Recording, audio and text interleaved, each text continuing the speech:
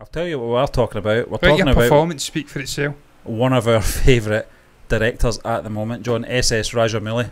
And this is great news. Toronto Film Festival to host director SS Rajamouli as keynote speaker. Now, this is coming in from the Hindustan Times, and I'm going to just actually read these 4 paragraphs, John, because it's very interesting and very exciting as well. The alignment of this website is shocking. It's a strange one. I don't know if it's app based. Are you going to try and read the writer's name? I'll give it my best shot, John. I always butcher it anyway. But where is the writer's name? Anurad Bhattacharya. Yeah, that's the one. Yeah. John said it for me. No, I like you test myself. SS Rajamouli, director of blockbusters including Bahubali, its sequel Bahubali 2. I don't think it was called that. It was called The Beginning and The Conclusion. Yeah, it was. And Triple R this year is joining elite company as a featured keynote speaker at TIFF's Visionaries programme. Tiffany's. And I said, anyway, SS Rajamouli, director of blockbusters. I've already read that, but why are you repeating that? Copy and paste. That's lazy. That's lazy. Come on. The section. Get your shit together. Be more like your namesake. The section, according to a TIFF release, showcases inspirational keynotes from distinguished industry leaders who are forging an innovative. Can't even say the word.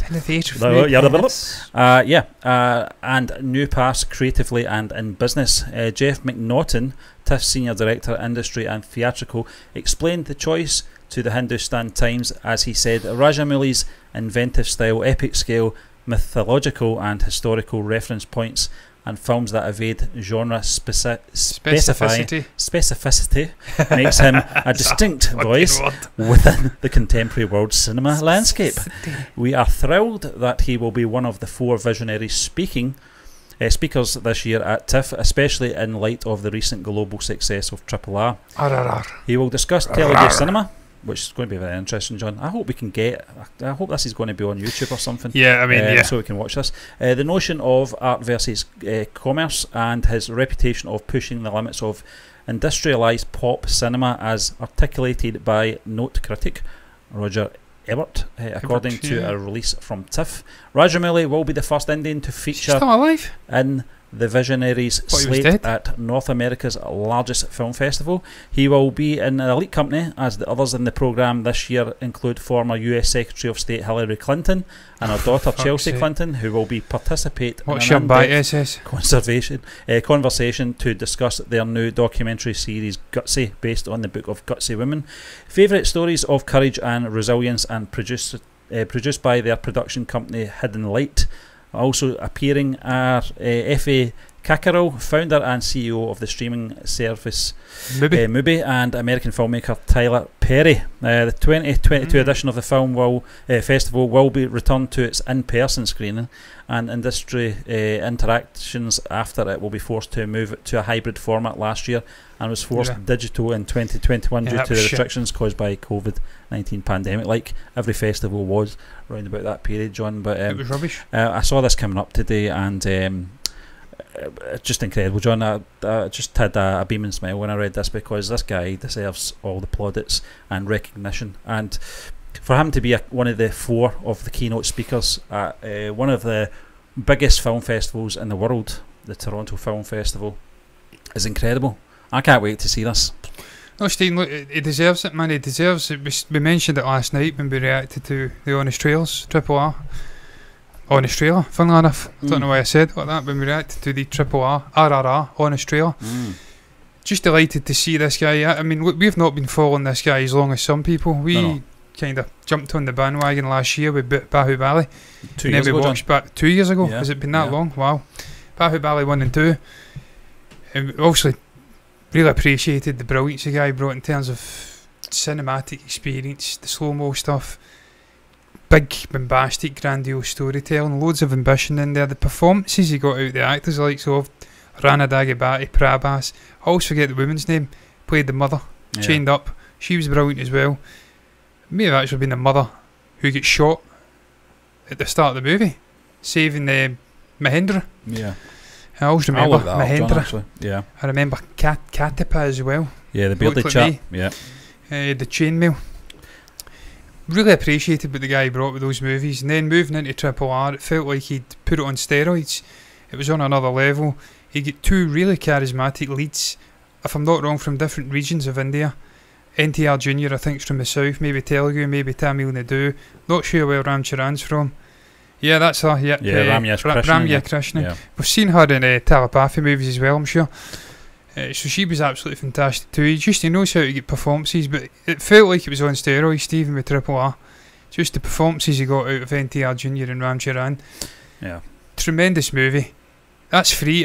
3 movies we've watched for this guy now, and he thoroughly deserves the acclaim, the sort of praise he's getting just now, the widespread recognition internationally. We got a good comment today. Apparently he's huge in Japan. Yeah. We know he's got some audience here as well. Bahubali, yeah. They like Bahubali. Yeah. He's starting to gain footholds in the West as well now, and this just seems like the natural next step for SS. Going over and speaking at a huge festival at the Toronto Film Festival, keynote speaker, sharing his thoughts on innovation. This guy is an innovator. Yeah, I've not seen CGI like that with animals in any fucking movie. Yeah, that's believable. It was impressive. Yep. The way he worked especially the tiger stuff with Beam. I thought it was absolutely unbelievable.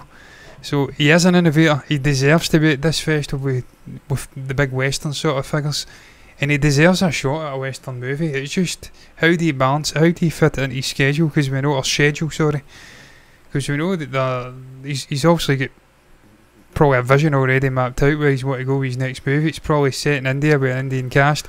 Yeah, we spoke about it with Aladdin, why you can't bridge the gap. You have a big Western studio, give him a budget, make a movie like Aladdin or Prince of Persia or something like that.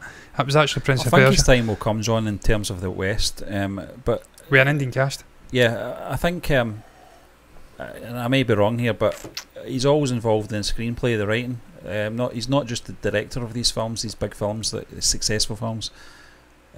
So it's not like he's just going in to direct something that's already made there. He's got a team, I would assume, or he's got collaborations in terms of putting a story together, whether it be mythical or fresh from his own mind. I don't know if I want to see him doing something that's already been established in terms of the Prince of Persia or something like that. I would like to see him maybe do something unique, original. Yeah. But I think that's where he excels. In terms of, he's got a fucking restaurant in Hyderabad. Is he? Yeah.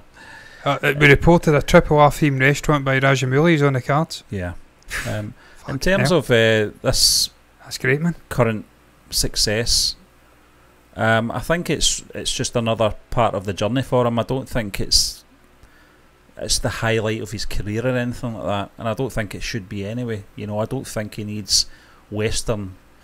He's only 48. Acceptance or anything like that, but it's good to see, that he is getting recognised by his peers more than anything, and not just random people from the West, actual people that know what they're talking about.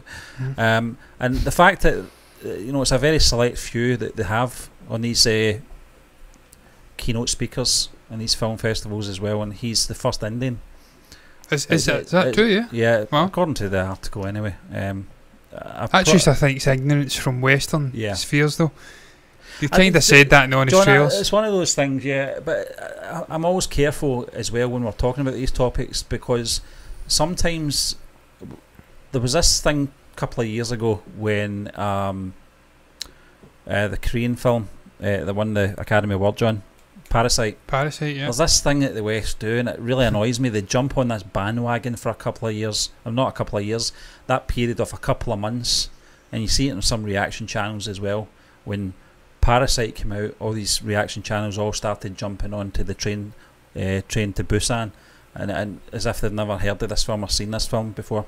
And I hate that. I hate when the West do that. They jump onto something that's very popular, and regardless of where it is in the world. I don't want to see that happening with the likes of SS Rajamouli. I doubt it will, because this guy is incredible. He's one of the greatest filmmakers over the last 10-20 years that I've seen. I don't know about yourself, John. No, I mean, for big blockbuster production, again, speaking about it, the visuals, I'm a huge fan of how movies are made, the cinematography, the slow-mo stuff, the bokeh effects, just everything that goes in technically to making a movie. It's something I've always had an appreciation of. It's why I like watching these big Comic-Cons and stuff like that, because you can actually go in and there's panels that break down how they make the movies, the teams, the set designs, everything that goes into a huge movie. Kevin Smith spoke about it before. It's like a small city. Yeah. These productions, army of people making the movie. So I've got an appreciation, perhaps more than the average film goer, for what it takes to make a movie. Like a Bahubali, 1 or a 2 or a triple R. Stephen, what he's trying to achieve with the ambition of the shots. I mean, I remember a fucking slow-mo shot of a raindrop or something. Mahendra, I think, was stalking, I can't remember the female character's name. In Bahubali 1, I think he'd reached this plateau. Went up through the waterfall. There was a moment, it was absolutely incredible. Was this the underwater? It was underwater, he was watching, you seen the bubbles and stuff like that. It was absolutely phenomenal the way he filmed it. I've got an appreciation for people that can make that jump off a storyboard and fucking make it pop on the screen so well. So he's right up there, man. I can't think of many people who make that happen. But do you sense that sort of thing coming from the West at the moment, where they jump on these things for a while and then... I think Netflix and Prime have been trying to do that anyway, Stephen. They realise there's obviously a market in India, and if they can somehow bring that over to the West and generate interest, much like they've done with Korean stuff. There's a huge interest in Korean K-dramas and stuff like that in the West. They're going to make money. But look, that's not always a negative thing. You can slant that as a negative and say you've got all these bandwagoners jumping on. Just like I did. But before we get recommended, someone came in and actually asked us to react to KGF. I think that's what started it all. And we went down a rabbit hole. But look, we've always been people who have been interested in foreign language stuff. I've watched Italian, German, fucking all sorts. And honestly as well, John, there was an ignorance from there was, absolutely, to an extent that we thought it was one studio. And we've said that time and time again. It's not one industry, you know, and we've obviously came a long way in the last 2 years. John, what I'm trying to say is that we'll be talking about SS Rajamouli for the next few years anyway. For as long as we're doing this, we will be fucking following this guy's work. You know, and that's what I'm trying to say. The likes of Lokesh kind of Garage's work. The likes of the writer from Doctor Strange or anything like that, who are just throwing buzzwords off just to get their name attached to the successful film at the moment. I'm not saying that's what they are doing, but there just seems to be a bit of a bandwagon from the West at the moment. But there's a positive slant on that. When you've got big streaming companies like Netflix and Amazon Prime pushing your movie into other regions, that's going to generate buzz, more interest in the industries, more interest in Indian cinema, because it's fucking great, man. We've watched some amount of brilliant movies, man. 96, Super Deluxe, Three Idiots, I can even think things like Dangal, John, Pad I'll tell you something. You movies. mentioned 96 there, and it's one of the regrets that I have is that we did not do that as a watch along with Ruth at the time, because we could have done it. Just obviously we didn't know what we were doing at that point in terms of how to do the format of it, and obviously the technical side of things. But just to get that reaction at the very end from the three of us, what I thought would have been really good. It was such a great ending. One of the best, I keep saying it, the standout moment for me in that movie was the meeting, the two characters meeting again. Because it was tragic the way they left on the bridge, never seen each other again. I felt fuck, well they did, but obviously she didn't get the memo, she didn't know he was there. Just brilliant. So there's some amount of great movies come out of India over the last 20 odd years. Lord knows we've 30 years, we've touched on movies from the fucking 90s. Stretching back to 92, 92, Talapathy with fucking Ranjanigam. So we know, we're aware of it, because we've dabbled, went down the rabbit hole, but there's still a huge array of people in the West who have not got a fucking clue. If they can gain an interest through movies like this, you're opening up a market, and you're providing so much opportunity for the directors to jump back and forth between different industries. And like all good multiculturalism, it's a fusion of all different parts of the world, food, cultures, everything. The same can happen with film. You can get some brilliant stuff rubbing off from Indian cinema into Western cinema. There's things in Indian cinema, Stephen, that the West just don't do and can't do. The promotion of the movies and the motion posters, the way they promote things is another level to the West. I mean, I don't want to say that they're not in it for obviously making money or anything like that, but there seems to be a more genuine passion into the film making process and the promotion process in Indian cinema there is in the West. the audio release where they fucking go to arenas and they speak about the movie before it comes out. and generate buzz. Yeah. People are fucking losing their minds. It's almost like a red carpet event just for yeah, that, for the fans. For that, yeah, which is fantastic. It's like its own con, if you'd like. Yeah. Where they all for sit. the one film. But it's a celebration of the movie. Yeah. The actors and the director and everyone involved gets on board, gives everyone a slap in the back and has a good laugh and a drink and celebrates if they drink. Yeah. There's things that they do better in India than they do here. And there's also things maybe the West does better than what's done in India. Also the fucking Hollywood, America's influenced everything anyway. But seeing that influence coming into Western cinema, I'd love to see it. And if it's someone like Rajamouli coming over, Stephen, I've spoken about Anirudh Ravichandra, fucking one of the best composers on the planet just now. I want to see that guy doing Western movies. He is dynamite, man. Even that Arabic Kutu it's song. Always interesting, John, when you go down rabbit holes when you're looking at the production crew. Yeah. And you're looking at the ages as well. They're how young they are. Yeah. That's good to see though, John. Okay, because she's 32. That's a guarantee that the quality 32. of cinema over maybe the next 2 decades or so, 3 decades is going to be of a high quality because they've got these young guys and girls coming in and doing these jobs. That's another thing that India does well, Stephen. They promote the young directors. They give opportunities to younger people to direct movies. We watched Pizza, I think it was, with Vijay Sethupathi. The guy worked and then he went on to work with Ranjinikanth and Vijay Sethupathi again. I forget the name of the movie. Peta. Yeah. This guy was in his 20s when he directed fucking Pizza, and it was like 2008 or something. Yeah. He was young as hell. You don't have 20-something people directing movies in Hollywood. They should not got a fucking hope in hell. No chance. No. They have to go to a streaming service. The thing about Hollywood, John, is that it's pretty much an old boys club to an extent as well. What was his name? It was Kubaraj or something. Carfax Subaraj. Yeah, he's brilliant. I mean, look at his age just now. How old is he just now, Steve? Do you know? He's very young, 1983. He's 39. 39, yeah. 39 just years turned old. 39, yeah. Yeah, he just turned 39. So that's it. What I'm saying is the exposure. People starting to get on board and recognise there's fucking brilliant movies outside of Hollywood, outside of LA, New York, London, Paris, France. Yeah. There is other industries in the world who are producing high calibre content. That exposure's not always a negative thing. It can lead to bandwagoning, but it can also lead to good things. Yeah. I'm a key advocate for multiculturalism. A keynote speaker. Keynote speaker. I want to see the world coming together. I want to see right cultures now. bleeding.